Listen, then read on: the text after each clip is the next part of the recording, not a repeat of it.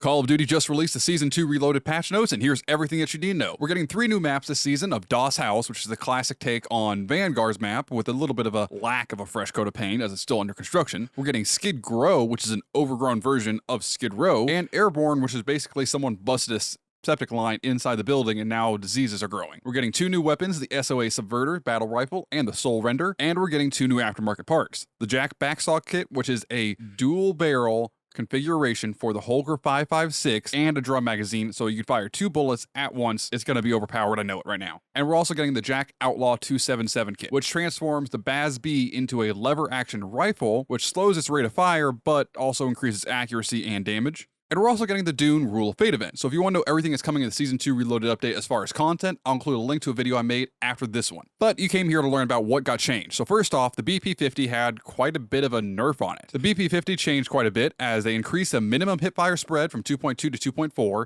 increased the maximum hipfire spread from 6.3 to 6.7, and increased the tactical stance spread from 2.8 to 2.9, as well as increasing the aim down sight stam from 220 milliseconds to 230 milliseconds. They also decreased the movement speed while aim down sights from 3.4 meters a second to 3 meters a second, and they increased horizontal recoil from 10.6 to 15.6, and decreased vertical recoil from 44.4 to 42. Overall, the BP-50 got pretty hard nerf, and I don't think it's going to be as viable, but it's still going to be a pretty good weapon for multiplayer. Now, as far as kind of what else changed, the SVA 545 had decreased spin to fire time from 210 milliseconds to 189 milliseconds, and they decreased the aim down sight time from 250 milliseconds to 230 milliseconds, meaning the SVA 545 is a lot more valuable as a rifle, and now it's going to probably become one of the meta weapons as far as multiplayer goes. And as far as battle rifles go, the BAS-B had a kind of nerf. It got decreased maximum damage range from 39 meters to 38 meters. They decreased the near medium range from 33 to 32. They decreased the maximum damage range from 35.6 to 30.5. And they decreased the near medium damage range from 43.2 to 40.6. Basically, within near medium range, the BAS-B is now a 4-shot kill to the torso and above. And at longer ranges, it's a lot less viable. The Sidewinder had a couple little changes too. They decreased the recoil intensity during sustained fire, meaning the longer you fire it, the less recoil you're going to get. The A90 Venom stock had decreased recoil for kick penalty from 16% to 5%, which actually is a little bit of a nerf there. The RB Rapid Strike Grip had increased aim down sight time benefit from 9% to 11% and decreased recoil control penalty from 10% to 4%. So it's kind of got a mix of buffs and nerfs here as far as the Sidewinder goes. The MTZ 762 really didn't have any changes done to the gun itself, but had quite a few changes done to the Jack Heretic Carbine Kit. They decreased the horizontal recoil from 11.9 to 9.4.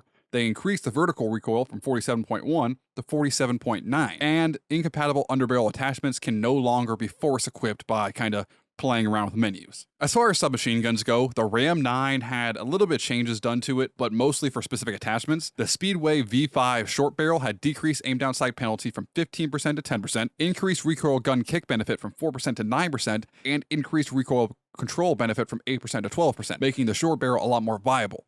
The FSS Imperator Light Barrel had increased damage range benefit from 12 to 20% and increased bullet velocity benefit from 15 to 20%. The Boreal 6C Suppressed Barrel had decreased bullet velocity penalty from 20% to 12% and decreased damage range penalty from 20% to 12% as well. So basically the Ram 9's barrels and kind of silent suppressed barrel also got a little bit of a buff, making it a little bit more viable, but it's still not a super powerful gun in multiplayer. The AMR-9 had a specific upgrade as far as the Jack Etten double barrel kit goes. Bullets are now fired in a vertical column rather than a randomized spread, meaning that they're not going to go left and right, they're only going to go up. The Wasp-9 had a decreased minimum standing hipfire spread from 2 to 1.8.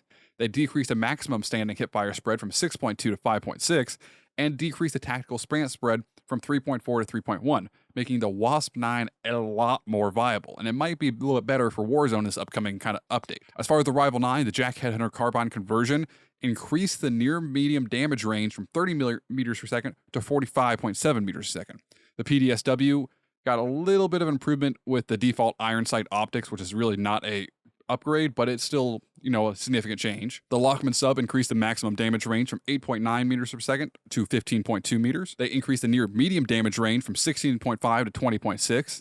They increased the medium damage range from 23.1 to 31 meters and increased the far medium damage range from 36.1 meters to 40.6 meters. Noticeably, this 5-shot kill damage range has been increased to 20 meters, making it a little bit more viable at a little bit further ranges. Additionally, with a maximum damage range, one headshot now results in a 4-shot kill. So if you hit him once in the head and you hit him 3 times in the body, you're going to get a kill. As far as shotguns, the only shotgun that got changed was a Lockwood 680, and it was only for the barrel attachments. The damage pellet count now remains at 6 regardless of ammo capacity, meaning that it'll only count 6 damaged pellets per shot. Light machine guns had quite a few changes.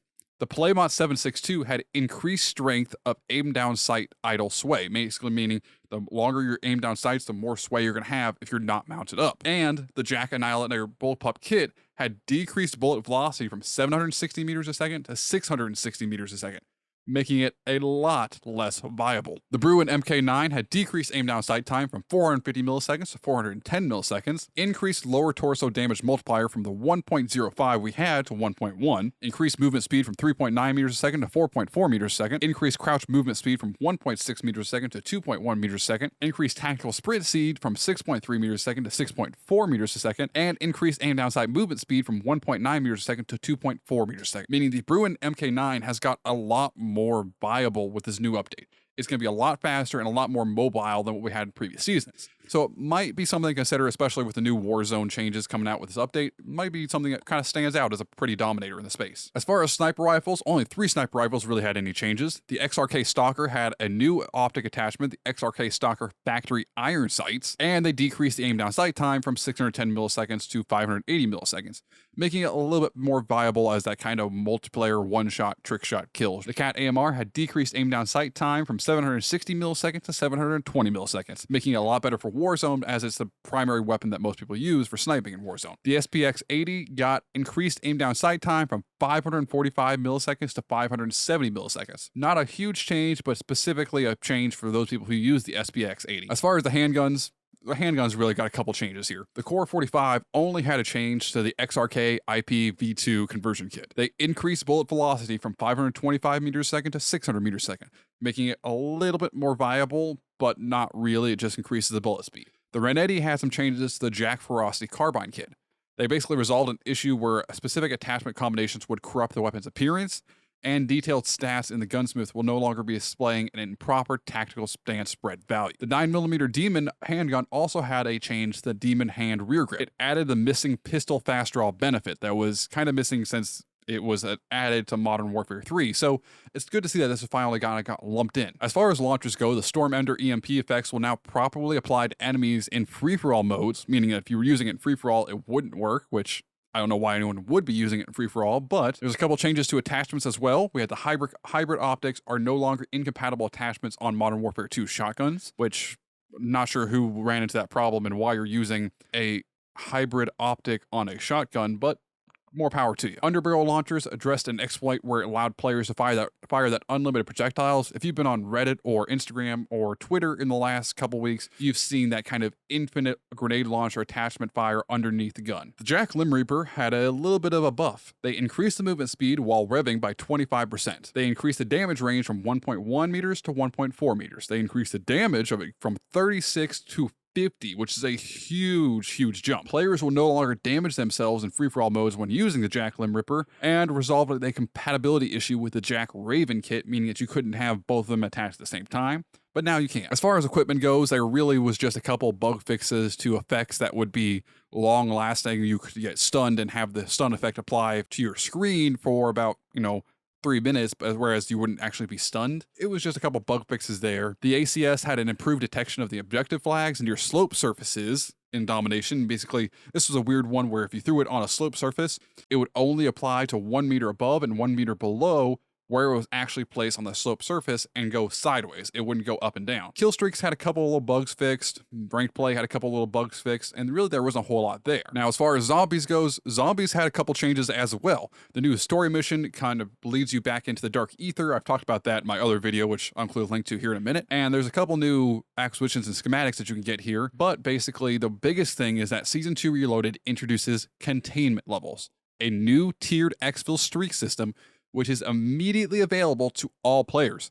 You complete contracts and successfully exfil from the EZ to increase your containment level up to 100 across 10 tiers. So basically the rewards increase as your containment level tier increases. So tier 1 is like a level 2. You start with 500 essence. And I'm going to show it to you here, kind of the list, but basically tier 10 is a level 100 with a 20% discount on pack-a-punch cost, which is significant when you're playing and going after some of these kind of harder bosses in the level 3 zones. We also got our new Warlord carries. I talked about him a little bit in my other video. I'll include a link to here. And there's a couple changes to some of the enemies. So the Aether Worms, the Grey Lorm, will no longer follow players to the final exfil helicopter. One of the problems people was having was the helicopter would be there for the final exfil, and the worm would attack them and kill them all while they're trying to get in the helicopter and not be able to exfil. The Terminus outcomes have the new Warlord, who now grants a guaranteed Wonder Weapon case. So beating carries has a pretty high value now, and he has a week-long spotlight at the start of Season 2 Reloaded, so you'll want to kind of take a look at him and get while you can. But overall, this is one of the better set of patch notes we've got out of Call of Duty, and if you want to know everything that came in the Season 2 Reloaded update, click on this video right here.